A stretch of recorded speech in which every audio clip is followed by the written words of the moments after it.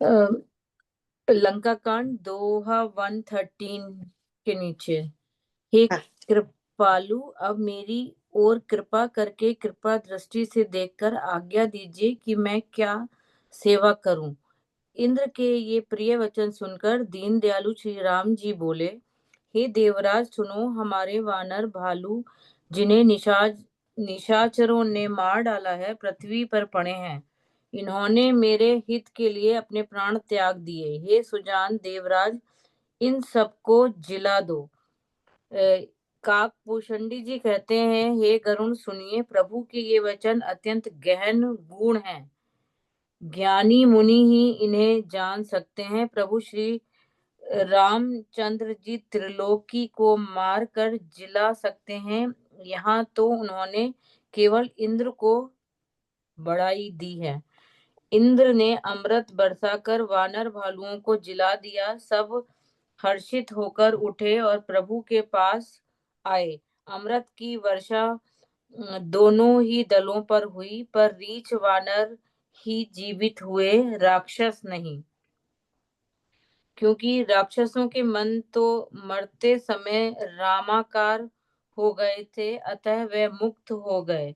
उनके भव बंधन छूट गए, किंतु वानर और भालू तो सब देवांश भगवान की लीला के परिकर थे, इसलिए वे सब श्री रघुनाथ जी की इच्छा से जीवित हो गए। श्री रामचंद्र जी के समान दोनों का हित करने वाला कौन है, जिन्होंने सारे राक्षसों को मुक्त कर दिया। दुष्ट पापों के घर और कामी रावण ने भी यह गति पाई जिसे श्रेष्ठ मुनि भी नहीं पाते। फूलों की वर्षा करके सब देवता सुंदर विमानों पर चढ़ चढ़कर चले। तब अवसर जानकर सुजान शिवजी प्रभु श्री रामचंद्र जी के पास आए और परम प्रेम से दोनों हाथ जोड़कर कमल के समान नेत्रों में जल भरकर पुलकित शरीर और गदगद वाणी से त्रिपुरारी शिवजी विनती करने लगे। हाँ जी, तो हम देखते हैं, बहुत सुंदर। हमने पिछली बार देखा था, हमने की थी स्तुति, हमने ब्रह्मा जी की स्तुति देखी थी, उसके बाद इंद्र जी ने स्तुति की है। अब जो देवपति इंद्र हैं, अब कह रहे हैं भगवान जी से कि भगवान जी मुझे भी कुछ सेवा का मौका दीजिए। तब हमने कहा था ना कि भगवान तो अपने आप में पूर्ण काम है, फिर भी वो सेवा का मौका क्यों देते हैं कि उनकी ये रीति है। वो क्या उनकी रीति है, ये वो है कि अपने सेवकों को यश देते हैं। रिमेम्बर उन्होंने उसको भी कहा था अर्जुन को, निमित्त मात्र बन सव्य साचन, है ना। उसका क्या मतलब है, 11वें चैप्टर में दिखा दिया, मैंने सब खा गया हूं, मैं सब इनको मार ही नहीं दिया, खा भी गया हूं। तो लेकिन पर उसको बोल रहे हैं कि नहीं, युद्ध तो तुम्हें करना पड़ेगा, है ना। बट क्या है कि तुम क्या, तुम उठो, युद्ध करो और भोगो, निमित्त मात्र बन लो। तो यहाँ भी अगर देवराज इंद्र को क्या बोल रहे हैं कि कुछ कहने की जरूरत नहीं है, तो वो लेकिन फिर भी कह रहे हैं कि बोले ठीक है, अगर इसने कुछ कहा है तो इसका भी मान रखते हैं। तो बोले कि मेरे जिन्होंने निशाचरों ने मेरे बानर भालुओं को मारा, उनको तुम जिंदा कर दो। अब यहाँ पे एक बड़ा गूढ़ है, जैसे कि मैं आप सबको हमेशा बताती हूँ ना कि आप सबका बहुत बहुत धन्यवाद, आपकी वजह से मेरा भी स्वाध्याय होता है। और जितनी बार मैं स्वाध्याय करती हूँ ना, नया मिलता है, मैं सच्ची बोलती हूँ, हर बार कुछ ना कुछ नया मिलता है। ऐसे लगता है अच्छा मैंने ये पहले पढ़ा था, सेम ही लाइनें पढ़ रही होती हूँ मानस पीयूष की, बट फिर भी ऐसे लगता है कि कुछ नया मिल रहा है इस बार। तो अब हम देखते हैं कि इस क्या नया मिला इस बार। तो देख रहे थे कि भगवान, ये तो हमें पता ही है कि भगवान में तो वो शक्ति है जिलाने की और मारने की, उनको किसी की आवश्यकता नहीं, वो तो हमें पता ही है। बट लेकिन यहाँ पे जो बोला, सकल जियाऊ सुरेश सुजाना, इसका मतलब यह है कि जब इंद्र को उन्होंने बोला कि अमृत की वर्षा कर दो और मेरे वानर भालुओं को जिंदा कर दो, तो उन्होंने थोड़ा कंफ्यूजिंग लुक इंद्र के मुख पर देखी होगी कि इंद्र को थोड़ा सा भगवान के वचन कंफ्यूजिंग लगे, क्योंकि हम जैसों को लगता ही है ना। तो वो फिर उसको बोल रहे हैं सुजान, सुजान शब्द क्यों संबोधित कर रहे हैं कि तुम सुजान इंदर कि तुम तो सब जानते हो, चिंता मत करो, तुम भूल रहे हो इस समय कि क्या मतलब कि जब मैं अमृत की वर्षा करूंगा, राक्षस नहीं जागेंगे, सिर्फ वानर भालू ही जागेंगे। जब तुम जब अमृत की वर्षा करोगे, क्योंकि उसको लगा ना कि अमृत की वर्षा यहाँ की जाए तो जितने भी नॉट ओनली जितने भी वहाँ यूज हुए हैं, हाथी घोड़े क्या क्या यूज हुआ होगा, इतने निशाचर मरे हैं, तो वो सबके सब जिंदा हो जाएंगे, खाली वानर भालू ही थोड़ी जिंदा होंगे। तो वहां पे फिर इसीलिए उन्होंने बोला कि नहीं सुजानिंदर, समझो इस बात को कि ऐसा नहीं होगा, सिर्फ जो वानर भालू जिंदा होंगे। पर वो भी क्यों? वो भी एक तो बात ये कि भगवान देखो, हम बार बार कहते हैं कि भगवान इज लाइक हमारे माई बाप, हमारी सरकार। जब अपने किसी भी के देख लो, चाहे वो संसारिक पेरेंट्स हो चाहे भगवान पेरेंट है, जो वो संतान पर प्रसन्न होते हैं, सबसे पहले वो संतान को भोग देना चाहते हैं। अरे मेरे बच्चे ने बहुत मेहनत की है, थोड़ा ऐश करें। तो हम कहते हैं ना, बेटा बहुत पढ़ लिया, आप थोड़ा, इवन जब बच्चे पढ़ाई भी कर रहे होते हैं घर में है, तो हम थोड़ी देर कहते हैं बेटा थोड़ा सा ब्रेक ले लो, थोड़ा सा ब्रेक ले लो। है ना? तो इसी तरह देखो भगवान भी वैसे ही पेरेंट्स हैं। तो भगवान चाहते हैं कि मेरे बच्चों ने, जिन्होंने मेरे पीछे लड़े हैं, इतना सब किया, अब थोड़ा सा तो उनको भोग मिले, थोड़ा तो उनको आराम मिले। तो फिर क्वेश्चन ये आता है, तो फिर वो क्यों नहीं जीवित हुए राक्षस लोग? क्योंकि राक्षस लोगों को भगवान ने मुक्ति दे दी है पहले ही, इनको भी मुक्ति मिलेगी, बट इनको पहले भगवान ऐश्वर्य देना चाहते हैं। इनको ऐश्वर्य के साथ बाद में मुक्ति मिलेगी, है ना? जाएंगे सब वहीं पे जहां इनको जाना है, लेकिन भगवान इनको पहले ऐश्वर्य देना चाहते हैं। तो उसके बाद कहते हैं, तो यहाँ पे देखो सुनो खगेश, यहाँ पे क्योंकि गरुड़ जी कथा सुना रहे हैं ना, कागभूषणी जी, सॉरी कागभूषणी जी गरुड़ जी को कथा सुना रहे हैं ना, इसीलिए कह रहे हैं सुन खगेश प्रभु के ये वाणी, अति अगाध जाने मुनि ज्ञानी। जो अभी अभी हमने एक्सप्लेनेशन दी, तो संत लोगों की एक्सप्लेनेशन है जो आपसे शेयर की कि ये अति अगाध जाने मुनि ज्ञानी, जो भगवान का जो सीक्रेट शब्द जो उन्होंने बोले उसको, ये सिर्फ मुनि ज्ञानी ही जान सकते हैं। क्या जान सकते हैं? कि भगवान को, भगवान तो त्रिलोकी को मारकर जिंदा कर सकते हैं, कोई ऐसी बड़ी बात नहीं। अच्छा, एक क्वेश्चन ये आ सकता है जो मुझे आया था, फिर मैंने कहा कि वो तो बात सही है, हो सकता है कि किसी का कुछ इतना सा भी अंग पड़ा हो तो वो जीवित हो गया। तो आपको एक बात याद है, जब कुंभकर्ण अकेला आया था युद्ध करने के लिए, उसने तो हजारों ऐसे बानरों को वो ले पकड़ता था, मुंह में डालता था, खा जाता था। तो फिर कोई कहेगा कि उनका तो उसने चट कर लिए, वो छोड़ा ही नहीं, तो वो कैसे जिंदा हुए? ये तो भगवान की माया है ना, जिसको वो कहीं से भी, यमलोक से भी ले आएंगे, वो देवलोक से भी ले आएंगे, जिसको वो जिंदा करना चाहते हैं वो तो जिंदा हो ही जाएंगे। एंड ये तो भगवान की लीला थी, शायद कुंभकर्ण को लग रहा था कि मैं सबको खा रहा हूँ, बट वो किसी को नहीं खा रहा था। जिसको भगवान की रक्षा भगवान करते हैं, उसको कौन खा सकता है ना? ऐसे मन में फिर ये भी तो प्रश्न आ सकते हैं ना। तो फिर उसके बाद तभी उसने कहा कि ये तो गहन गूढ़ है, भगवान के जो वचन होते हैं, तो कहते हैं इनको सिर्फ ज्ञानी मुनि ही जान सकते हैं। तो अब लेकिन वो इंद्र को बड़ाई देना चाहते हैं, क्योंकि भगवान का ये हमने कहा ना, ये उनका स्वभाव है भक्त को बड़ाई देना, है ना? तो इसके बाद हम देखते हैं कि इंद्र ने वर्षा की, और सचमुच में वो भालू लोग सब, वानर भालू जाग गए, है ना? तो जब वो जाग गए, तो फिर वो तभी हमने देखा कि राक्षस नहीं जीवित हुए, सिर्फ बानर एंड रीछ ये लोग जागे हैं। ऐसा लगा उनको, उनको जीवित होना नहीं है, उनको तो ये लगा कि अभी सो के उठे हैं, कहीं पे जैसे रेस्ट कर रहे थे वो, अब उठ गए। तो उसके बाद कहते हैं कि फिर ये बोलते हैं कि राम, कहते हैं श्री रामचंद्र जी के समान दीनों का हित करने वाला कौन है?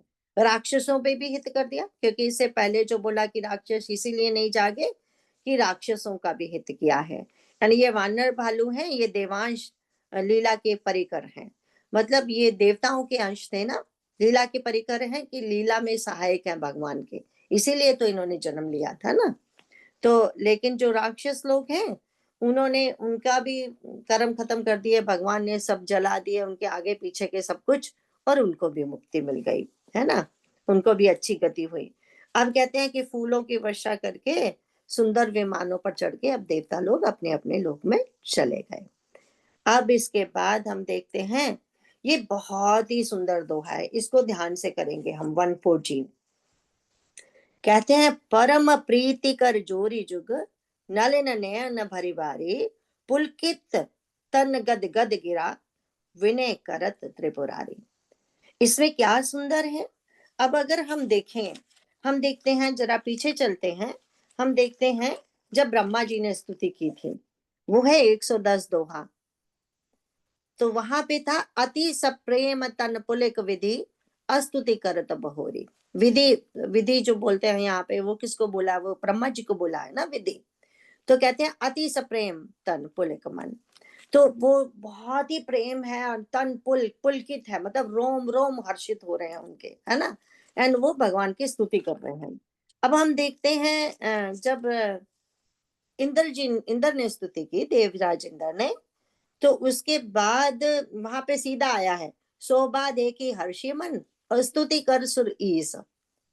जो सुरों के ईस हैं, देवराज इंद्र हैं, वो आके स्तुति करने लगे। अब यहाँ देखिए, अब जब भगवान शिव स्तुति कर रहे हैं, वो है, पुलकित तन गद गद गिरा, विनय करत त्रिपुरारी। अब उनका तन भी पुलकित है, रोम रोम हर्षित हो रहा है। उनका गिद गद जो गिरा है, जो वाणी है, वो भी कैसे गद गद गिरा, खुश खुश वाणी। एंड उसके बाद विनय करत, विनय विनय पर पूर्वक, मतलब वो अपने मन से, तन से, वाणी से स्तुति कर रहे हैं। See, this is the difference between real सच्चे भक्त की स्तुति एंड इंद्र जैसे की स्तुति जो हम लोग हैं। वो राजसिक स्तुति हो गई ना।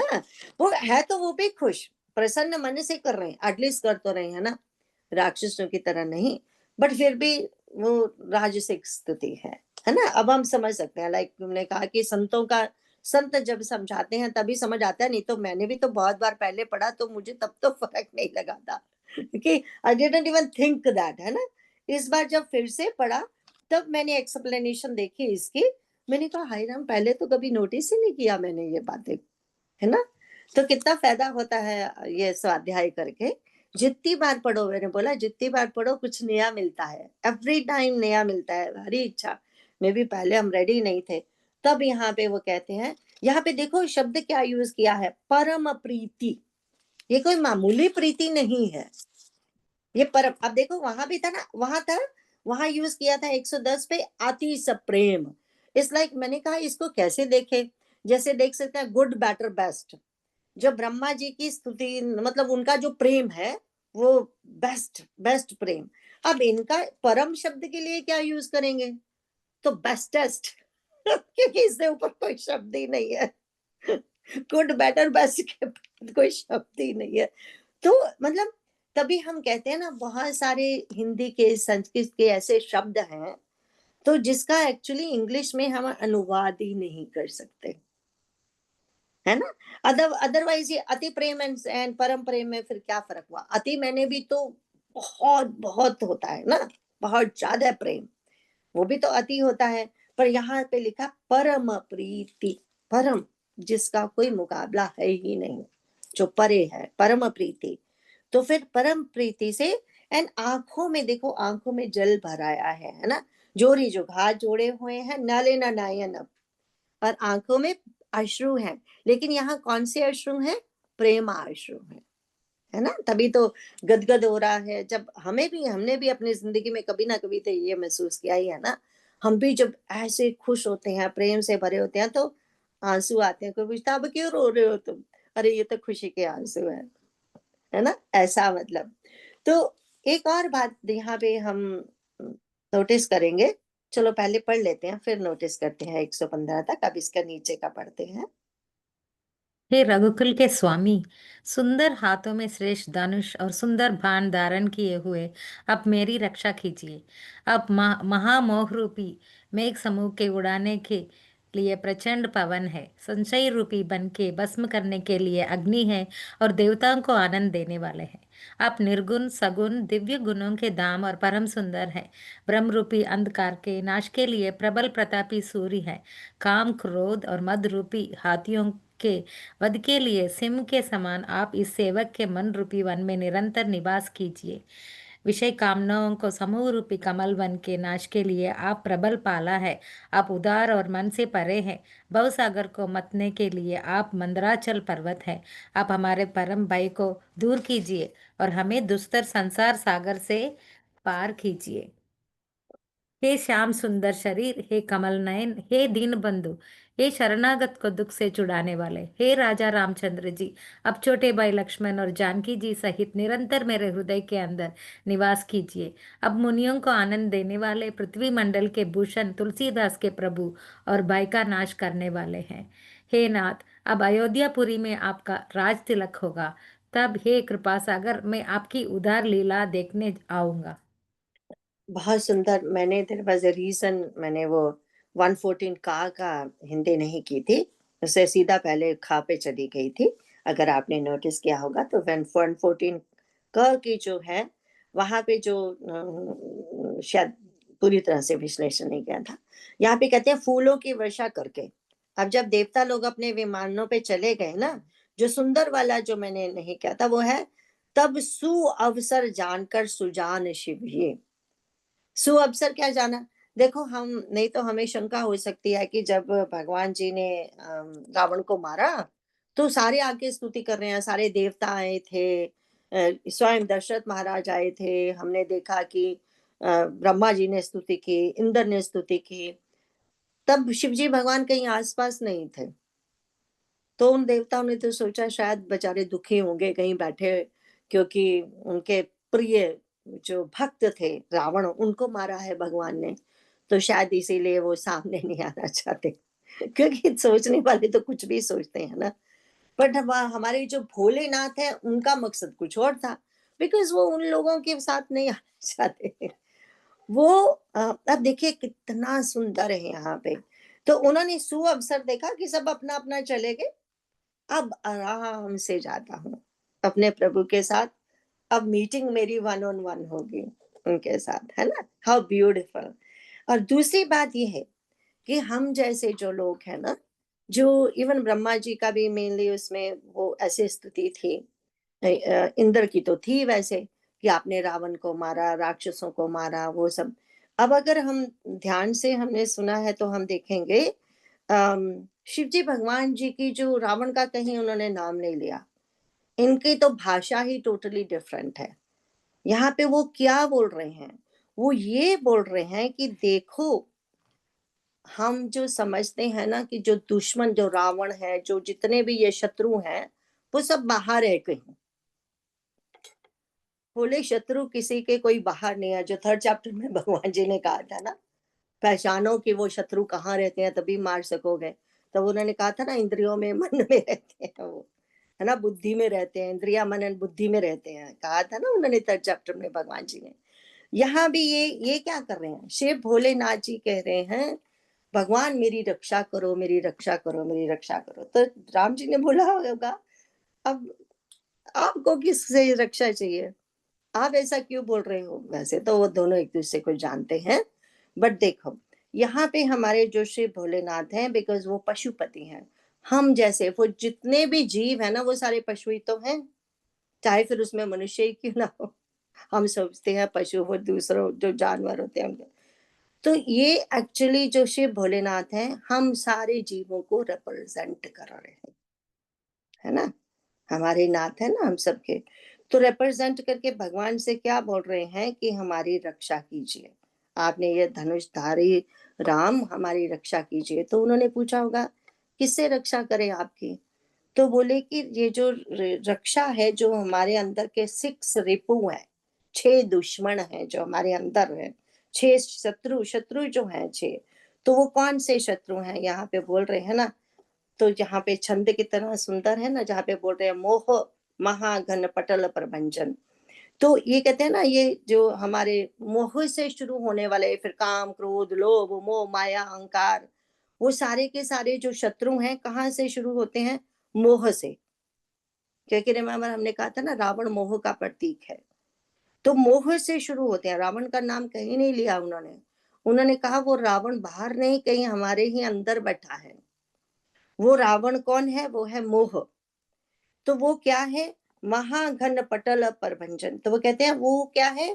यहाँ पे हमने देखा, आप मोह महामोह रूपी मेघ के समूह।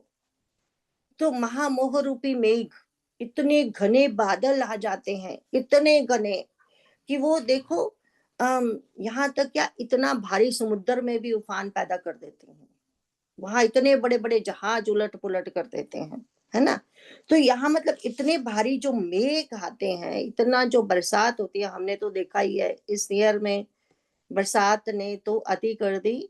उन बादलों ने पूरे पूरे संसार में कितनी बाढ़ें आई हैं, क्या क्या हुआ है ना, कितनी लैंडस्लाइड्स उसकी वजह से हुई है।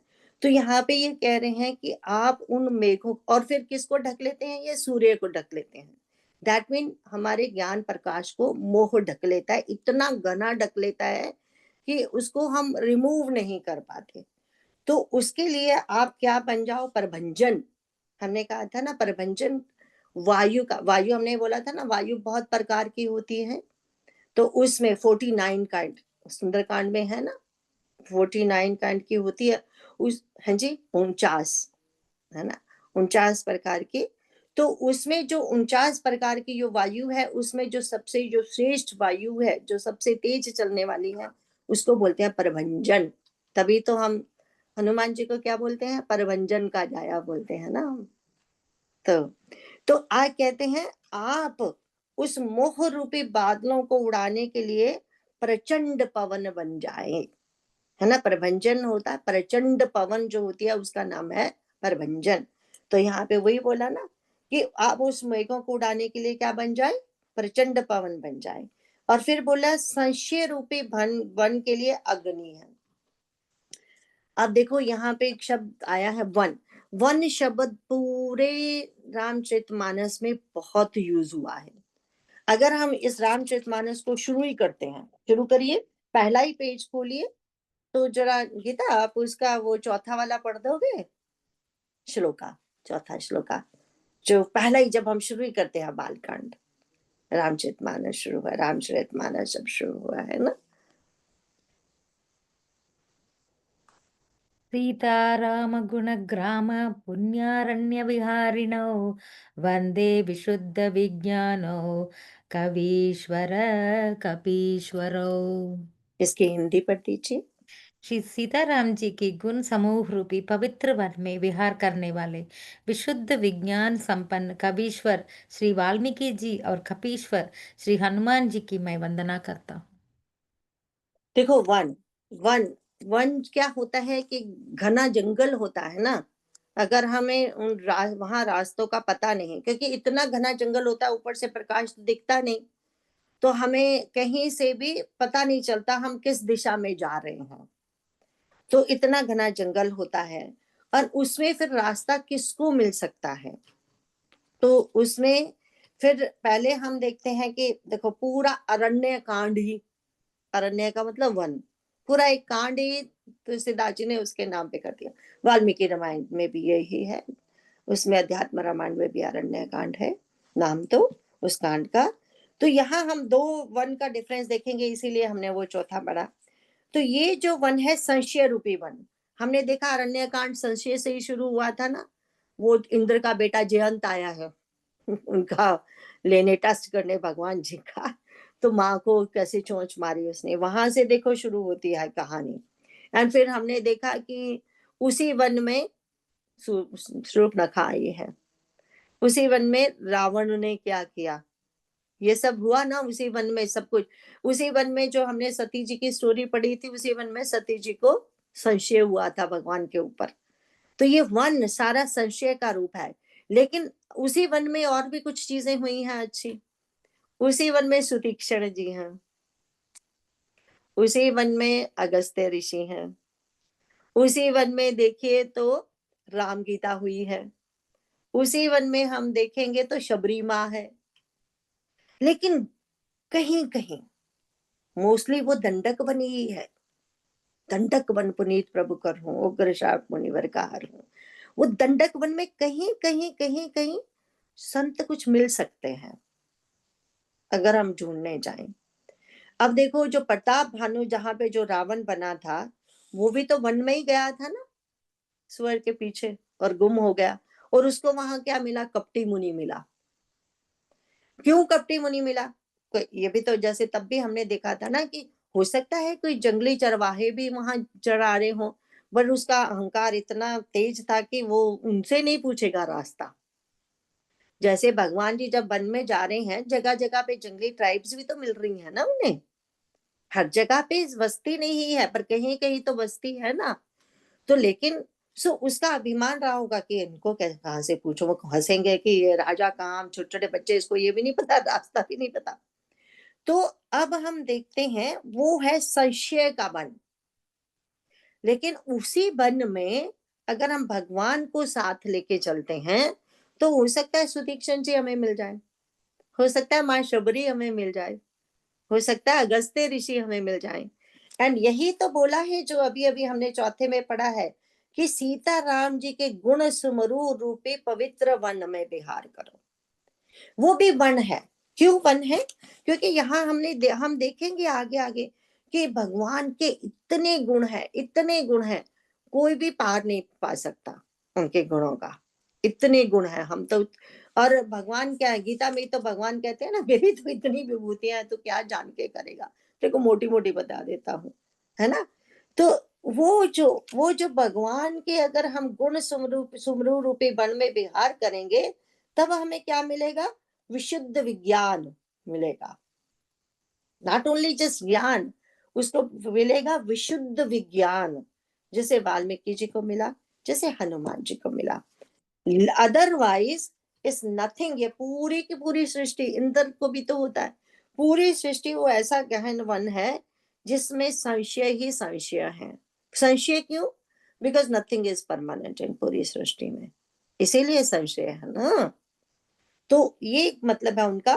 तो इसके लिए भगवान क्या है? बोलते आप अग्नि हो। अग्नि एक छोटी सी रुई में जो अग्नि लगा के फेंक दो तो उससे ही पूरा वन जल जाएगा। तो भगवान जी क्या है? उस संशय रूपी वन को जलाने के लिए अग्नि है ना। उसके बाद कह रहे हैं और देवताओं को आनंद देने वाले हैं। देवता क्या, यहाँ पे हम क्या लेंगे, क्योंकि हम हमारी बात कर रहे हैं ना, हमारी बात करें, शिव भोलेनाथ जी हमें रिप्रेजेंट कर रहे हैं ना। तो देवताओं को आनंद देने वाले हैं कि हमारे अंदर जो दैवी गुण है ना, स्पेशली कलयुग में तो हर कोई कहता है ये अच्छा बनने का जमाना नहीं है, ये अच्छा बनने का जमाना नहीं है। जो सीधे साधे हैं वो रगड़े जाते हैं, और होता भी है वैसे। बट सो कहने का मतलब ये, लेकिन अगर हमारे अंदर सचमुच में दैवी गुण हैं, उनको आनंद कौन देगा? ये भगवान के गुण, है ना, भगवान का ज्ञान। फिर कैसी भी परिस्थिति क्यों ना सामने हो, हम आनंदित ही रहेंगे। अब आगे उन्होंने बोला अगुण सुगुण गुण मंदिर सुंदर। तो बोले आप निर्गुण सगुण दिव्य गुणों के धाम और परम सुंदर हैं। तो आप, वो तो बता ही दिया, आप निर्गुण भी आप हैं, सगुण भी आप हैं, ये तो समझ आता ही है ना। इसमें इसको ज्यादा एक्सप्लेनेशन नहीं करेंगे।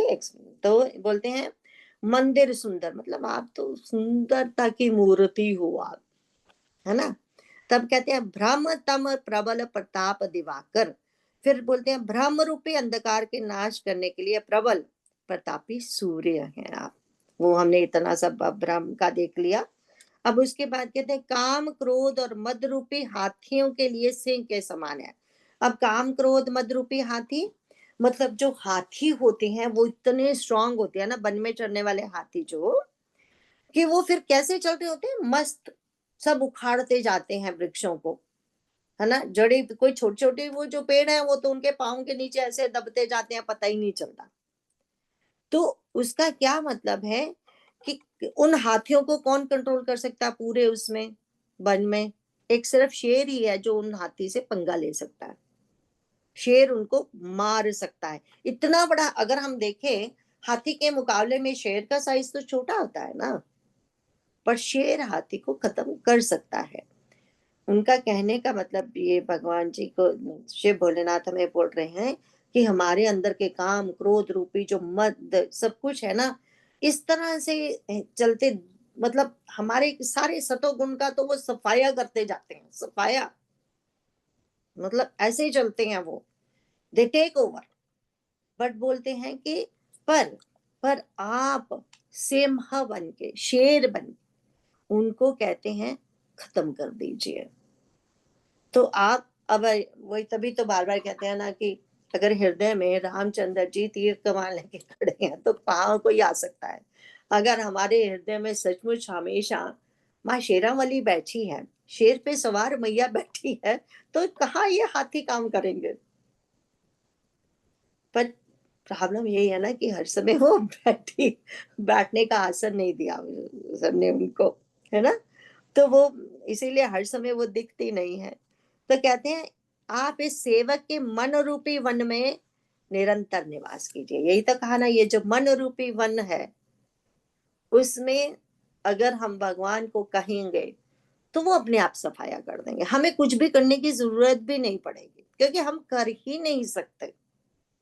हम इसीलिए भगवान जी ने हमें सामर्थ्य तो दिया है, पर शायद इतना सामर्थ्य नहीं है कि हम हर वो एक हाथी को मार देंगे, दूसरा आ जाएगा, तीसरा आ जाएगा, तो वो हम सबको एकदम से खत्म नहीं कर सकते।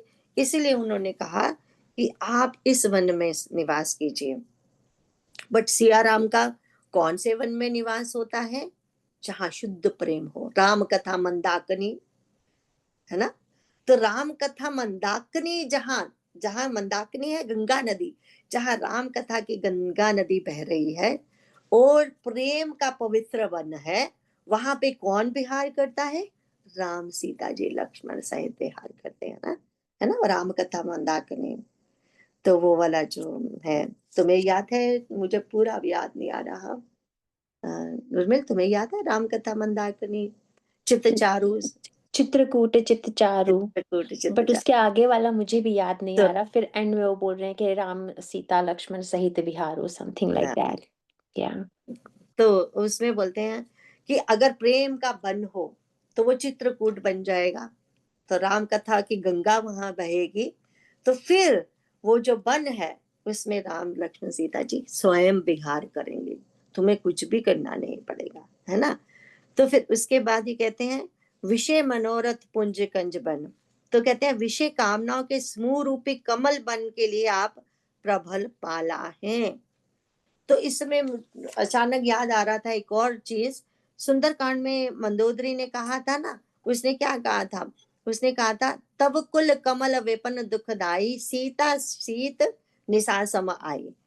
उसने रावण को समझा रही है कि कहती है तब कुल कमल विपन दुखदाई, तुम्हारा जो कुल है ना इसमें इतने सुंदर सुंदर प्यारे प्यारे कमल लगे हुए हैं, पर ये तुम सीता ले आए हो ना, वो कमल रात को नहीं खिलता ना, एंड कमल ठंडी में मर जाता है। हमें तो पता ही, आप ठंड शुरू हो गई सारे पत्ते झड़ गए, झड़ कईयों के तो बिल्कुल ही खत्म हो गए और कईयों के अभी थोड़े बाकी हैं, वो भी थोड़े दिनों में झड़ जाएंगे। तो वो तो कहती है कि तुम जिस सीता को उठा लाए हो वो तो तेरे कमल दल को तबाह करने आई है, ठंडी इतनी ठंडी है वो कि वो मार देगी, जाड़े की तरह, जाड़े की ठंड है, वो मार देगी सब तेरे कमलों को। तो इसी तरह से वो कह रहे हैं, इसीलिए वो देखो सेम शब्द वो यूज कर रहे हैं कि प्रबल तुषार उदार पार मन। सो कहते हैं विषय, ये जो विषय कामनाओं के समूह रूपी कमल बन का नाश करने के लिए आप प्रबल पाला है ना। तो कहते हैं, फिर बोलते हैं आप उदार और मन से परे हैं। फिर कहते हैं भव सागर के लिए आप मंदाचल मंदराचल पर्वत है, क्योंकि हमें पता है अगर हमें अमृत निकालना है सागर से, तो मंदानी जो बनाई थी तो वो उसकी बनाई थी ना मंदराचल पर्वत की। तो बोले आप जो मथने वाले हैं हमारे अंदर मन को, तो आप वो ही हैं, मंदराचल पर्वत हैं आप। तो कहते हैं आप ही हमारे भय को दूर कर सकते हैं और प्लीज इसको दूर कीजिए। तो कहते हैं इस दुस्तर संसार रूपे से हमें पार कीजिए। तो मम माया दुरत्या, तो मम माया दुरत्या से आप ही पार कर सकते हैं ना, अगर आपकी माया है और दुरत्या है तो हम कैसे पाठ कर सकते हैं इसे, है ना। तो फिर कहते हैं कि अब कहते हैं, हे श्याम सुंदर, हे कमल नयन, हे दीन बंधु, हे शरणागत को दुख से छुड़ाने वाले। कितने सारे संबोधन कर दिए ना, कितने प्यारे प्यारे संबोधन कर दिए। तो कहते हैं, हे राजा रामचंद्र जी। तो यहाँ पे राजा रामचंद्र जी, बार बार हम कहते हैं राजा रामचंद्र जी का संबोधन किसके लिए किया, बाकी तो हमें समझ आ रहा है कि आप राजा हो। तो एक राजा को क्या होना चाहिए, महादानी होना चाहिए, है ना। अगर आप महादानी हो तो आप कहते हैं, तो आप कहते छोटे भाई अनजान की सहित मेरे मन में निवास कीजिए। एंड फिर कहते हैं, आप मुनियों को आनंद देने वाले और पृथ्वी मंडल के भूषण हैं। और तुलसीदास जी के प्रभु हैं। तुलसीदास जी वो भगवान की स्तुति गाते गाते इतने मगन हो गए तो अपना भी बीच में लिख दिया। तो इसके बाद जो हमारा जो दोहा आता है वो कहते हैं, नाथ जब भाई, अब एक बात उन्होंने मांगी है फिर से, पहले तो वो भक्ति का वरदान मांग लिया ना, अब कहते हैं एक बात, एक चीज और चाहिए। अब और क्या चाहिए, बोले कि जब आप राजा बनोगे ना, मैं फिर से आना चाहता हूँ। तो फिर से आके क्या करोगे, बोले मैं आपकी लीला देखना चाहता हूँ, है ना। कृपा सिंधु मैं आओ, मैं फिर से आना चाहता हूँ। देखत चरित उदार, आपके उन उदार चरितों को, लीलाओं को देखना चाहता हूँ। अगर मैं भूल गई थी तो ये जो स्तुति है, ये शंकर जी के द्वारा गाई हुई स्तुति है। तो एंड जो मूला नक्षत्र की स्तुति है, ये 19 स्तुति, मूल नक्षत्र की स्तुति। मूल होता है ना जड़ किसी चीज की, मूल नक्षत्र की स्तुति है। एंड भोलेनाथ जी के द्वारा गाई गई है, 19th स्तुति का। एंड गीता ने कुछ लिखा था, गीता आपने क्या लिखा था, क्योंकि मेरे से पढ़ा नहीं गया।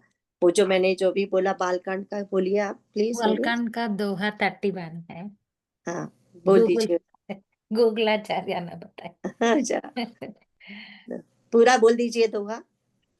रामकथा मंदाकिनी चित्रकूट चितचारु तुलसी सुबग सनेह बन सिय रघुबीर बिहारू। तुलसीदास जी कहते हैं कि राम कथा मंदाकिनी नदी है, सुंदर निर्मल चित्रकूट है और सुंदर स्नेही वन है जिसमें श्री सीताराम जी विहार करते हैं। हम्म, अगर हम अपने मन को सुंदर वन बनाना चाहते हैं तो फिर कोई कहेगा कि फिर बनाते बनाते तो पता नहीं कितने लाइफ बीत जाएंगे तो बनेगा नहीं। तो भी कोई बात नहीं, भगवान को ही याद करते रहना है, वो ही भी आके सफाई भी कर देंगे, वो सारे काम कर लेते हैं, उनको सब कुछ आता है। तो तुरंत सफाई कर देंगे, है ना। तो ये बहुत बहुत ही प्यारी प्रिय स्तुति है, मुझे तो बहुत ही प्यारी लगती है। तो बहुत प्यारी स्तुति खत्म हुई। ये जो स्तुति है, जो हमने कहा था ना कि ये हर स्तुति जो हमारे 4 पुरुषार्थ हैं उनमें से एक की प्रधानता होती है उसमें। ये जो श्रुति है कामारी ने गाई है, कामारी जो काम के दुश्मन है, लेकिन यहाँ पे काम प्रधान है। तो हम बोलेंगे कैसे, तो ऐसे कि ये क्या चाहते हैं, इनका क्या मनोरथ है। काम का मतलब क्या है, डिजायर, मनोरथ, क्या चाहता है बंदा कोई। तो यहाँ पे ये क्या चाहते हैं, ये भगवान से नश्वर संसार से पार होना मांगते हैं और उनकी भक्ति मांगते हैं। तो ये भी तो ये डिजायर तो हमेशा अच्छी डिजायर है ना, ये डिजायर तो करनी चाहिए ना कि ये भगवान जी इस भव सागर से हमें छुड़ा के ले जाओ और अपने साथ रखिए, या हमारे मन में हमेशा हमेशा के लिए रहिए, है ना। तो ये स्तुति का है। तो अब हम आगे वाला पढ़ते हैं। बहुत प्यारी स्तुति है ना, मनन करना चाहिए, जरूर एक बार पढ़ लेना। जब शिव जी विनती करके चले गए तब विभीषण जी प्रभु के पास आए और चरणों में सिर नवाकर कोमल वाणी से बोले, हे शारंग धनुष के धारण करने वाले प्रभु, मेरी विनती सुनिए। आपने कुल और सेना सहित रावण का वध किया, त्रिभुवन में अपना पवित्र यश फैलाया और मुझ दीन पापी बुद्धिहीन और जातिहीन पर बहुत प्रकार से कृपा की। अब हे प्रभु, इस दास के घर को पवित्र कीजिए और वहां चलकर स्नान कीजिए, जिससे युद्ध की थकावट दूर हो जाए। हे कृपालु, खजाना महल और संपत्ति का निरीक्षण कर प्रसन्नता पूर्वक वानरों को दीजिए। हे नाथ, मुझे सब प्रकार से अपना लीजिए और फिर हे प्रभु, मुझे साथ लेकर अयोध्यापुरी को पधारिए। विभीषण जी के कोमल वचन सुनते ही दीन दयालु प्रभु के दोनों विशाल नेत्रों में प्रेमाश्रुओं का जल भर आया। श्री रामचंद्र जी ने कहा, हे भाई सुनो, तुम्हारा खजाना और घर सब मेरा ही है, यह बात सच है, पर भरत की दशा याद करके मुझे एक एक पल कल के समान बीत रहा है। तपस्वी के वेश में कृश दुबले शरीर से निरंतर मेरा नाम जप कर रहे हैं। हे सखा, वही उपाय करो जिससे मैं जल्दी से जल्दी उन्हें देख सकूं। मैं तुमसे निहोरा अनुरोध करता हूँ, यदि अवधि बीत जाने पर जाता हूँ तो भाई को जीता ना पाऊंगा। छोटे भाई भरत जी की प्रीति का स्मरण करके प्रभु का शरीर बार बार पुलकित हो रहा है। श्री राम जी ने फिर कहा, हे विभीषण, तुम कल्प भर राज्य करना, मन में मेरा निरंतर स्मरण करते रहना, फिर तुम मेरे उस धाम को पा जाओगे जहाँ सब संत जाते हैं। हाँ, बहुत सुंदर है ये भी। तो यहाँ पे हम देखते हैं कि जब शिव जी भगवान जी भी स्तुति करके चले गए, हमने देखा था राम लक्ष्मण उनका सॉरी विभीषण जी का राज्याभिषेक हुआ था ना, अब वो वापस आते हैं और क्या बोलते हैं, कहते हैं कि हे प्रभु, तो क्या है, श्रांग धनुष के धारण करने वाले, कितना सुंदर है ना। तो वो बोलते हैं कि आप, कहते हैं आपने रावण को मार दिया, आपका पवित्र यश फैल गया। तो पवित्र यश क्यों फैलता है? हमें ही पवित्र करने के लिए, क्योंकि जैसा रोल मॉडल होता है वैसे ही हम बनते हैं। अगर हम कोई हमारा जो रोल मॉडल पवित्र हो, यश किसी का हम गा रहे हैं पवित्र हो, तो हमें भी नेचुरली वो ही हमारे अंदर आएगा। तो फिर इसीलिए भगवान का पवित्र यश फैलने का ये फायदा होता है। फिर कहते हैं दीन, मतलब मेरे पे दया करो, मैं बुद्धिहीन हूँ, पापी हूँ, ये सब अपने बारे में बोलते हैं। फिर उसके बाद कहते हैं कि अब आप, कहते हैं मेरे दास के घर को पवित्र कीजिए, जाइए आप स्नान करिए, आइए आप स्नान वगैरह करिए, थकावट उतारिए, ये खजाना ये महल सब आपका है। एंड फिर देखो, ये हमने पहले भी कहा था ना, जब सुग्रीव जी बने थे उन्होंने ये सब नहीं कहा था कि आइए स्नान कीजिए, ये सब आपका है, वहां चलिए।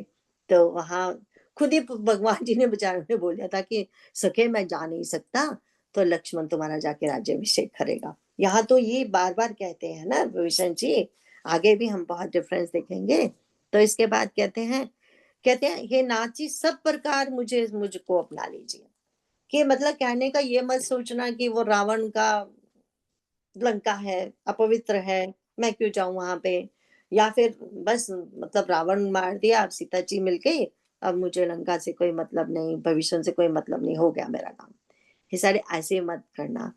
तो उनको पता है भगवान जी ऐसे नहीं करेंगे, फिर भी जैसे मन में आ जाती है ना कि बात, कि आप मुझे सभी तरीके से अपना लीजिए, मैं समझूंगा कि आप अगर लंका में प्रवेश कर लिया, आप आ गए, तो मैं समझूंगा सचमुच आपने मुझे अपना लिया। ये कहने का मतलब है ना उनका। तो फिर वो कहते हैं कि फिर मैं मुझे कहते फिर मुझे लेके अयोध्यापुरी चलना, मैं भी आपके साथ वहां ही रहूंगा अयोध्यापुरी में। तो बच्चन ये सुनकर उनकी आंखों में प्रेम आंसू का जल भरा है। नेचुरली भगवान जी खुश हो गए कि देखो सचमुच में संत है ये विभीषण, है ना। भगवान ने तो जब मिले थे तभी कह दिया था, तेरे जैसे संत की वजह से ही तो मैं अवतार लेता हूँ, कहा था ना। तब हम देख रहे हैं, उस संत के लक्षण देख रहे हैं हम। तो कहते हैं, अब भगवान जी कितने सुंदर बोलते हैं, तोर कोष ग्रह मोर सब। कहते उसने कहा था ना, ये सारा जो कोष है मेरा, जो सारा खजाना जो लंका का है, सब आपका है। तो उन्होंने कहा तुमने बोला मुझे मिल गया। तो कहते हैं हे भाई सुनो, तुम्हारा खजाना तुम्हारा घर सचमुच में मेरा है, मैं तुम्हें अलग नहीं समझता, है ना। तो फिर कहते हैं पर लेकिन मुझे इस समय किसकी याद आ रही है? भरत की। कौन भरत? जो 14 वर्षों से हमने देखा कि कितने त्याग में बैठा हुआ है, जो इन 14 वर्षों के एक्चुअली चारों वर्णों, चारों आश्रम का पालन कर रहा है। हमने देखा था कि कैसे वो हर समय नाम जपता रहता है, कैसे वो देश को भी इतने अच्छे से तरह से चला रहा है ना। वो वैश्य वृत्ति हो गई, ब्राह्मण भी जो नाम जप कर रहा है हर समय, क्षत्रिय वृत्ति कैसे वो देश की रक्षा भी कर रहा है। फिर कैसे शूद्र वृत्ति, जैसे कि वो सेवा कर रहा है सबकी, और कैसे वो नीचे रहता है। रिमेम्बर गड्ढा खोद के, हमें पता है कैसे वो रहते हैं। सो एंड फिर आश्रम कैसे कर रहे हैं कि वर्ण के, हमने पता है ब्रह्मचारी आश्रम, ब्रह्मचारी बने हुए हैं। फिर उसके बाद गृहस्थ आश्रम, गृहस्थ भी हैं, इसीलिए तो घर चला रहे हैं ना। फिर संन्यास आश्रम हम देखते हैं, बानप्रस्थ, वन में जाके रह रहे हैं, घर में नहीं रह रहे, बानप्रस्थ और सन्यासी बन के बैठे हुए हैं, है ना। सब सब वर्ण आश्रम निभा रहे हैं। एंड फिर हम देखते हैं कि कहते उनकी याद, कहते मैं तुमसे निहोरा करता हूँ कि कुछ ऐसा उपाय करो जल्दी से, जब मैं उसके पास पहुंच सकूं। नहीं तो कहते अगर 14 साल कहीं बीत गए तो वो जीवित नहीं बचेगा। एक दिन भी, जिस दिन खत्म हुआ 13वां साल, उस दिन सुबह मुझे वहां पहुंचना पड़ेगा, है ना। तो फिर कहते हैं, फिर उसके बाद कितना अच्छा बोलते हैं, यहाँ बहुत सुंदर कहते हैं, हे भविष्य, तुम कल्प भर राज्य करना, मन में मेरा निरंतर स्मरण करना, फिर तुम मेरे उस धाम को पाओगे जहां सभी संत लोग जाते हैं। यहाँ फिर क्या आशीर्वाद दे रहे हैं उसको, तुम कल्प भर राज्य करना। तो हमने, क्योंकि ये संत है भविष्य, तो क्यों आगे हमें ये ध्यान से देखना है। जो मैंने कहा कि आज ही मैंने पढ़ा भी था, आज किसी संत के शब्द भी सुने, तो वो सब इतने अच्छे फिट हुए हो रहे हैं यहाँ पे। तो उन्होंने, तो यहाँ कहते हैं कि तुम कल्प भर राज्य करो। अब ये कहते हैं कि भगवान हमें भोग क्यों देते हैं। जैसे हम देखें, हम सभी जो यहाँ पे बैठे हैं, भगवान ने रोटी कपड़ा मकान भी दिया है, उसके साथ साथ और भी बहुत कुछ दिया है। बहुत सारे भोग हमें दिए हैं भगवान जी ने। तो वो भोग क्यों दिए हमें, तो वो कहते हैं कि ये जो भोग भगवान जी देते हैं ताकि हमें अपवर्ग मिले। तो अपवर्ग मिले मतलब हमें मोक्ष मिले, क्योंकि हमें एटलीस्ट हमें यहाँ पे चिंता नहीं है कि न छत है सिर पे, न खाने को फूड है, तो कौन भगवान का नाम लेगा। भगवान ने इतनी सहूलतें हमें दे दी ताकि हम उस मोक्ष की तरफ बढ़ सकें। तो मोक्ष क्या होता है, द्वंद्वों से मुक्ति होता है मोक्ष। तो ये पर, लेकिन अपवर्ग चाहिए क्यों, क्यों लेना है हमें अपवर्ग। तो वो कहते हैं अपवर्ग हमें लेना है अपने अंदर की दिव्यता को बढ़ाने के लिए। तभी तो अब हम उस अपवर्ग की भी बात नहीं कर रहे, जैसे कि वो कह रहे थे ना, भरत जी हमें पता ही है, वो कहते हैं अर्थ धर्म न काम रुचि, गति न चाहूं निर्वाण, जन्म जन्म पद राम, रति राम पद, ये वरदान उनान, है ना। कि ये वरदान मांगता हूँ कि जन्म जन्म मेरे राम जी के प्रति मेरी रति रहे, है ना। और यहाँ हनुमान चालीसा में बोलते हैं, जहां जन्म हरि भक्त कहूं, तो वो मांग रहे हैं। तो कहते हैं अपने, सो ये भगवान जी हमें भोग देते हैं ताकि हम अपवर्ग की तरफ बढ़े। तो अपवर्ग की तरफ तो हम अपने अंदर की दिव्यता को ऊपर लेके आए, द्वंद्वों से हमारी मुक्ति हो, है ना, वो मतलब है।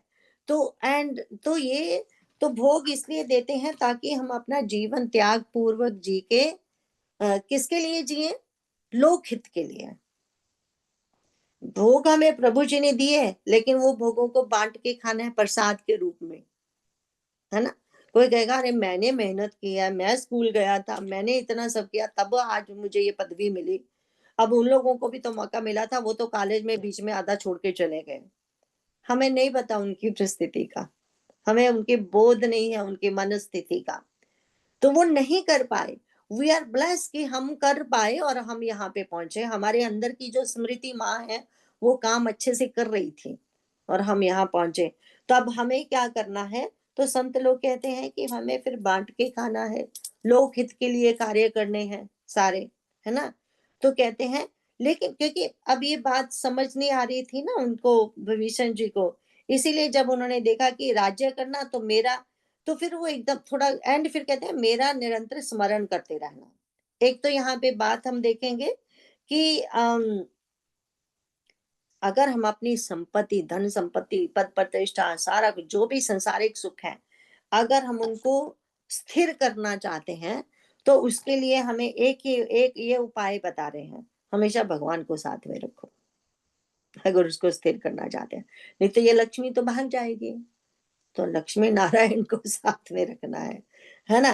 तो फिर वो कहते हैं कि हनुमान जी ने भी तो रावण से यही कहा था ना। क्या कहा था? उसने कहा था ना, रामचरण पंकज उर धरहूं, तो फिर लंका राज अचल तुम करहूं। कहा था ना रावण ने कि ये लंका का राज अचल करते रहोगे तुम, हमेशा हमेशा के लिए, कभी नहीं जाएगा कहीं।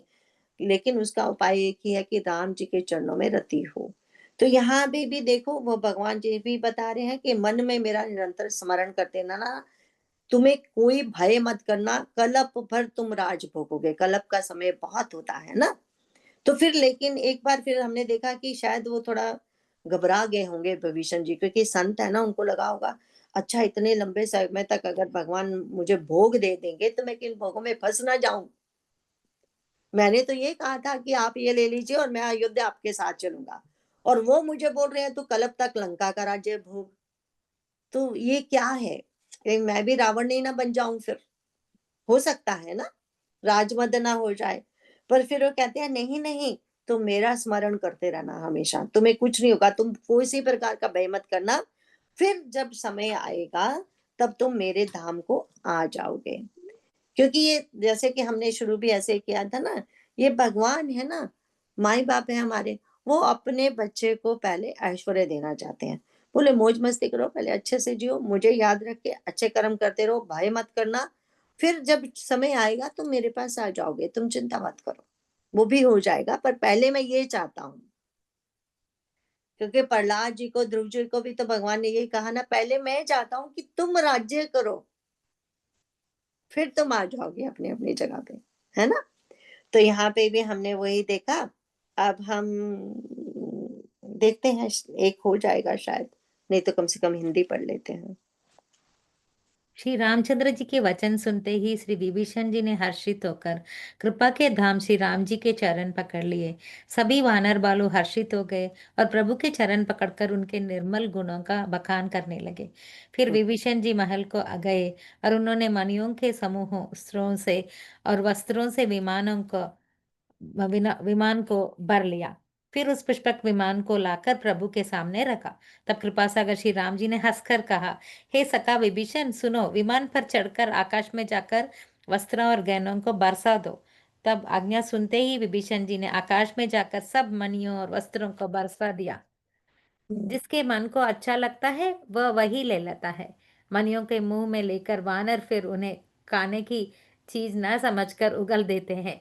यह तमाशा देखकर परम विनोदी और कृपा के धाम श्री राम जी, सीता जी और लक्ष्मण जी सहित हंसने लगे।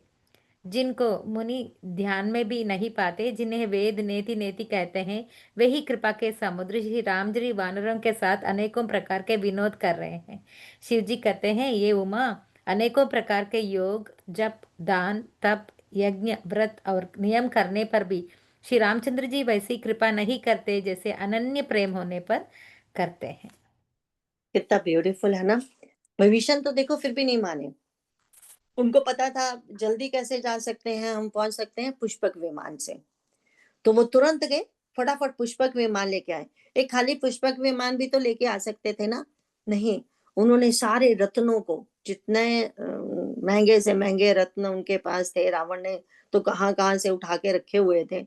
कोई ऐसी दुनिया की अमूल्य वस्तु नहीं थी जो वो वहां नहीं थी, है ना। तो सो वो कहते हैं कि यहाँ पे हम देखते हैं वो भर के ले आए, वस्त्र भी एंड सारे वो रत्न भी, सब कुछ। तो तो भगवान ने उनको दी। तो बड़ा, भगवान जी को तो कुछ अपने लिए चाहिए ही नहीं था। तो भगवान जी ने, लेकिन सुनो सखा भविष्ण, तो भविष्ण का मान रखते हैं कि हे भविष्ण सखा, जो, क्योंकि पहले भी बोल चुके हैं ना, जो तुम्हारा वो मेरा है। तो कहते हैं मेरा हुआ ये, तुम चिंता मत करो। बट फिर अब बोलते हैं ऐसे करो, फिर इनको ऊपर जाओ, तुम गगन में जाओ और फिर सब वर्षा कर दो सबकी। अब ऐसा क्यों कहा? क्योंकि देखो कोटि एंड कोटि, करोड़ों ही बानर थे, करोड़ों ही भालू थे। तो वो एक एक करके तो दी नहीं जा सकती ना चीज। तो अगर ऊपर से वर्षा होगी तो सबको एक ही समय पे मिल जाएगी। तो इसीलिए ऊपर से वर्षा कराई। अब समझ आई ना बात? एक छोटी सी बात है, लेकिन हम ऊपर ऊपर से पड़ जाए तो पड़ जाए। अगर हम इस तरह से देखें तो हम आनंद भी ले सकते हैं कि अच्छा इसीलिए वर्षा की, कि सबको एक ही समय पे मिल जाए, है ना। एंड दूसरी बात ये कि फिर अब जब वर्षा कर रहे हैं तो नेचुरली सब लोग सब ले रहे हैं। एंड फिर कहते हैं कि जिसको जो मिलता है वो कपड़े भी डाल डाल के देख रहा है, बानर पे, भालू पे, या फिर वो जो ज्वेलरी है वो कहते हैं कि कोई पैरों की ज्वेलरी हाथों में डाल रहा है, कोई गले की कहाँ डाल रहा है, उनको क्या पता ना कहाँ क्या डालना है। और फिर कपड़े डाल के आके भगवान जी को दिखाते हैं मैं कैसा लग रहा हूँ, है ना। इमेजिन करो ऑल दोस बानर wearing all those nice clothes. तो फिर कहते हैं ये देख देख के भगवान राम जी एंड सीता जी हंस रहे हैं लक्ष्मण जी के साथ। तो इमेजिन करिए अभी तक कितना सीरियस माहौल था। पहले तो इतने महीनों से दुख ही दुख थे जब से माँ सीता जी चुराई गई थी। फिर इतना महान युद्ध हुआ, क्या क्या नहीं करना पड़ा भगवान को, क्या every day was new drama, every day was new दुख। कोई आसान नहीं था रावण से युद्ध करना, जो भगवान ने हमें बताया कि सचमुच में मैं जानता हूँ कि ये जो हमारे अंदर के ये रिपु है इनको मारना आसान नहीं है। इसलिए तो शिव जी ने कहा कि कैसे मतवाले हाथी हैं ये, सब रौंद के चले जाते हैं। तो रौंदते जाते हैं तो कुछ बचता ही नहीं।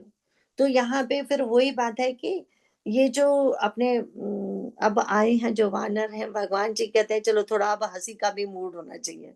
और सीता माँ भी इतने दिनों से वो थी, चलो थोड़ा सा हंसी मजाक भी करते हैं।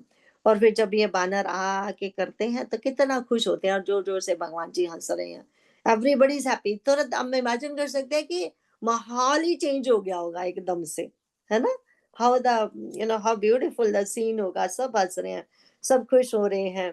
तो कहते हैं, अब देखो कहते हैं जिनका मुनि भी ध्यान भी नहीं कर सकते, they can not even imagine. Imagine means वो दे डू इतना मेहनत करके वो मेडिटेशन करते हैं, अपना इंद्रियों को कंट्रोल करके बैठ के सब। ऐसा नहीं है हमारे जैसे नहीं, वो सचमुच इंद्रियों को कंट्रोल करके बैठते हैं। फिर भी वो भगवान की मूर्ति उनके हृदय में आती नहीं, वो लो नहीं जागते, उनको दर्शन नहीं होते, प्रत्यक्ष दर्शन नहीं होते। पर यहाँ पे क्या है कि कहते हैं जिनको वेद नेति नेति कहते हैं, वो अभी देखो ये इन बानरों के साथ कैसे मजे से खेल रहे हैं। वो कृष्ण भगवान भी ऐसे ही करते थे ना, वो बानरों के साथ, गैयों के साथ, रोज मोरों के साथ कैसे खेलते थे, हिरणों के साथ। तो यहाँ पे भी वही है।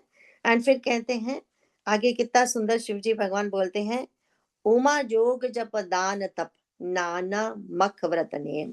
कहते हैं ना कि हे उमा, अनेकों प्रकार के योग जप दान तप यज्ञ व्रत और नियम करने पर भी श्री रामचंद्र जी की वैसी कृपा नहीं करते जैसे अनन्य प्रेम से करते हैं। तो ये तो बार बार आता है ना। 1153 में भी भगवान कहते हैं अर्जुन को कि मैंने कितने भी योग दान तप जो भी तुम कर लो, पर ये मेरा दर्शन दुर्लभ है, ऐसे नहीं हो सकता किसी को, है ना। वो कैसे होता है, उनकी कृपा से ही होता है, उनकी ग्रेस से ही होता है। पर उनकी कृपा कब होगी, जब उनके साथ अनन्य प्रेम होगा। क्योंकि मेनली भगवान तो इंटेंशन ही देखते हैं ना, बिहाइंड पैसा ही सीज कि किस भाव से कर रहे हैं। भगवान को तो भाव प्यारा है ना। तो अगर तो भाव का अभाव है तो भगवान नहीं है। तो किस किस भाव से हम उनको याद कर रहे हैं, अगर शुद्ध प्रेम से याद कर रहे हैं तो ये सब संभव है।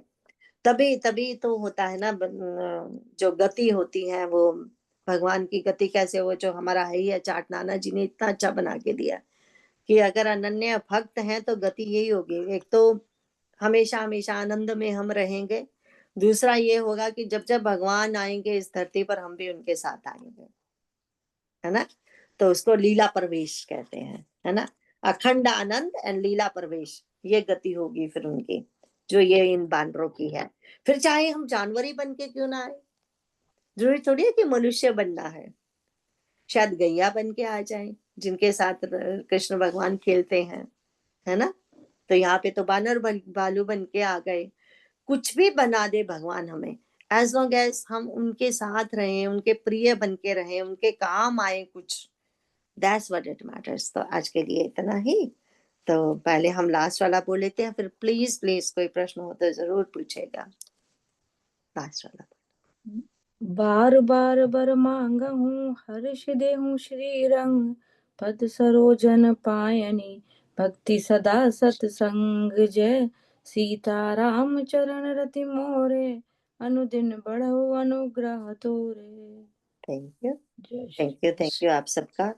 जो संतों से सुनती हूँ, पढ़ती हूँ, आपके साथ शेयर कर देती हूँ। और ये जो जैसे बार बार कहती हूँ, आपकी वजह से मुझे भी स्वाध्याय करने को मिलता है। बहुत बड़ी बात है ये, बहुत अच्छा लगता है। तो कृष्णा जी, हाँ जी, एक क्वेश्चन है मेरा। हाँ जी। ये जो डिफरेंट स्तुति के टाइम डिफरेंट नक्षत्र हाँ है, जी। तो उसकी क्या रेलेवेंस है, इसमें क्या इम्पोर्टेंस है? कोई मूल नक्षत्र की है, कोई अनुराधा नक्षत्र की है, उसका आप अगर बता सके थोड़ा सा।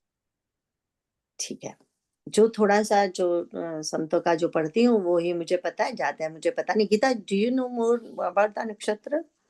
Can you say? और no Krishna ji, this was वो जो प्रभा जी के बुक में था, बट कहीं और हमें नहीं था, तो कुछ संत ने उनका ढूंढ के निकाले होंगे कि ये स्तुति ये नक्षत्र के लिए बेनिफिशियल है, वो चैंट कर सकते हैं ऐसा। नहीं, बाकी बुक्स में भी है, मानस पीयूष में भी है। अच्छा, जो गीता प्रेस वालों के इतने बड़े मानस पीयूष की बुक है ना, उसमें उसमें भी है। एंड जो चिन्मय नंदा जी चिन्मय लेके आए थे हम इस बार, वो जो नमामि भक्त वत्सलम भक्तवत्सल। वो जो स्तुति बुक है ना, उसमें भी यही है, नक्षत्रों की अच्छा, स्तुतियां। तो ये नक्षत्रों की स्तुतियां, इसका उषा जी जो प्रश्न था आपका, वो ये कि 27 नक्षत्र होते हैं। तो हम सबका जन्म किसी न किसी नक्षत्र में होता है। वो नक्षत्र में होता है कि उस समय स्टारों की स्थिति क्या है, जो स्टार्स हैं, जो तारे हैं आकाश में, जो चंद्रमा है वो कहाँ है, तारे कहाँ है, तो उनकी एक शेप बनी होती है। तो उस शेप का एक स्पेसिफिक नाम होता है, उस शेप का स्पेसिफिक रूप होता है। तो जब हमारा जन्म होता है, तो जो जन्म पत्री जब बनाई जाती है, तो वो उससे पता चलता है हाँ जी, हाँ, या ओके। हाँ, कि हमारा क्या नक्षत्र है। तो अब ये आपका अगर दूसरा फिर क्वेश्चन ये है कि इन स्तुतियों से क्या मतलब है। इन ये जो मैं बहुत डिटेल्स में जाती नहीं, क्योंकि मुझे खुद को भी याद नहीं रहता। लेकिन अगर हम संतों का बुक पढ़ते हैं ना, उन्होंने तो फिर बड़े डिटेल्स में लिखा होता है कि हर स्तुति, अगर इस स्तुति के इतने तारे हैं, ये कैसे ये स्तुति यहाँ पे मैच कर रही है। अब हमारे लिए क्या फायदा है सिर्फ वो अगर देखना है, अगर हमें पता है हमारा नक्षत्र कौन है, अगर हम उस अच्छा, नक्षत्र की स्तुति करते हैं, हाँ, वही ओके स्तुति ओके। हम बार बार करते हैं या ब्रेजे करते हैं, जो भी है, तो फिर उससे हमें फायदा होगा, नेचुरली भगवान मिलेंगे। हमें तो मेनली यही फायदा होगा ना, कि हमें भगवान की प्राप्ति होगी। और हमारे जो नक्षत्र हैं वो मैटर तो करते ही है ना। तो क्योंकि हमारे अंदर वो सब कुछ है जो ब्रह्मांड में है, तो जैसे जैसे ब्रह्मांड चल रहा है, हमारी भी स्थिति वैसे ही अच्छी बनती बिगड़ती है, तो उससे स्ट्रांग होती हैं हमारे जो सात्विक गुण, स्ट्रांग होएंगे। जो जो दूसरे गुण है वो नीचे जाएंगे, और मोर हमें भगवान की तरफ लेके जाएंगे। दैट इज द ओनली, जो हम बार बार कह रहे हैं कि हमें दिव्यता की तरफ बढ़ाएंगे। That is okay the okay. Goal ना, दैट इज द गोल। जी, हमारे लिए है कि अगर हमने किसी नक्षत्र को शांत करना है या वट एवर, जो तो हम वो इस स्तुति को करें, तो then that is beneficial for. Beneficial, हाँ। Okay beneficial. ओके, थैंक हाँ, you, Krishna thank you, in fact that in makes sense. South every nakshatra के लिए टेम्पल भी है, for every nakshatra there is a temple. हाँ, ओके। क्योंकि डेटी होती। कृष्णा आंटी, हाँ जी बेटा। थोड़ा सा ना, I am out of curiosity थोड़ा सा पढ़ रही हूँ ज्योतिष शास्त्र। तो उसमें ये बताते हैं कि जो हर नक्षत्र हम, we are born to one specific nakshatra, हर नक्षत्र का एक अधिष्ठान देवता होता है। देवता होता और हम जब उनकी स्तुति करते हैं तो बेसिकली जैसे हम कोई प्रॉब्लम में होते हैं तो हम अपनी माँ को बुलाते हैं, तो वो जल्दी से हमारे लिए कुछ she helps us through that ना, हम पुकारते पहले माँ को है। वैसे वो जो अधिष्ठान देवता होता है, तो नक्षत्र बेसिकली टेल्स अवर कैरेक्टरिस्टिक्स, हम कैसे हैं, हमारा स्वभाव कैसा है। तो that is because of our purva sanskar. तो इट्स लाइक अ ब्लूप्रिंट ना, all our patri is like our blueprint. तो वो अधिष्ठान देवता basically helps us cleanse our own sanskaras. And that is how हमें फिर हम जब cleanse करते हैं तभी वो शत्रुपु cleanse होता है, तो she helps us through that. And hence I guess मुझे ऐसे लग रहा है कि इसीलिए वो स्तुति help करती है जैसे उसे. Okay No? Okay Yes. हाँ जी, हाँ जी, थैंक यू कृष्ण। बिल्कुल सही बात है ग्रीष्मी, थैंक यू बच्चा। Thank you so much. हाँ, क्योंकि अगर हम ये जो स्तुतियां जहाँ लिखी होती है ना, उसमें तो एंड में बहुत कुछ बोला जाता है, मानस पीयूष में भी उसमें बोला वो जा जाता है अनुक्रम साम्य, क्योंकि ये 19 स्तुति जो हमने अभी की, तो हम देखेंगे कि ये 19th नक्षत्र है, नक्षत्र भी 19 है, स्तुति भी 19 है। फिर हम देखेंगे नाम साम्य है, इस नक्षत्र का नाम मूल है, इस स्तुति से कर्ता शिव जी भगवान जी हैं, और श्री राम जी भक्तों में मूल है, अग्रगण्य है। कौन? ये शिव जी भगवान। फिर ऐसे उसको और भी डिटेल में मैं जस्ट मोटा मोटा बता रही हूँ। इसके बाद आकार रूप साम्य, जो बोला था ना शेप उनकी, कि तारों का कैसे साम्य है उनका आकार।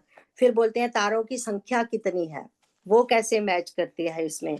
फिर बताते हैं देवता कौन है इसका, तो इसका जो हमने जो अभी स्तुति की उसका निरति है, तो वो जो है वो जो विनाश की देवी है, तो वो क्या विनाश करेंगी? हमारे अंदर के दुर्गुणों का विनाश करेंगी। तो ये पुरुषार्थ क्या है इसमें? पुरुषार्थ सामने क्या है? वो है काम। तो कौन सा काम? जो हमारे काम आ रही क्योंकि कर रहे हैं ना, तो हमारे ताकि उनका उनका क्या बोलते हैं, साथ ही उनकी बड़ी प्रबल परमार्थिक कामना है। क्या है? कि भगवान आप हमें मिले, हमारे अंदर के शत्रुओं का नाश करें। इस तरह से वो ज्यादा मैं पहले इसलिए डिटेल में जाती नहीं कि हमें फिर इतना याद तो रहता नहीं है, और फिर हमें प्लस हम और भी कंफ्यूज होते हैं, तो बस उतना ही मोटा मोटा याद रखते हैं कि ये कौन से नक्षत्र की स्तुति है और क्या नंबर है, बस। तो इतना बहुत है। अगर हमें फिर अपना नक्षत्र पता है तो हम उस स्तुति को गा सकते हैं। जैसे मेरा आई थिंक उत्तर फाल्गुनी है, तो 12वीं स्तुति है अगस्त्य ऋषि जी की। ऐसा नहीं है कि मैं रोज उसको गाती हूँ, बस याद करके रखा हुआ है। तो ऐसे मतलब। हाँ जी, thank you that's very helpful. Thank जय यू। श्री राम। तो ठीक है, चलें फिर। राम तो राम। नारायण नारायण करते हैं। Narayan Narayan Narayan thank you Krishna ji, Narayan thank thank you you Narayan Narayan Narayan Narayan.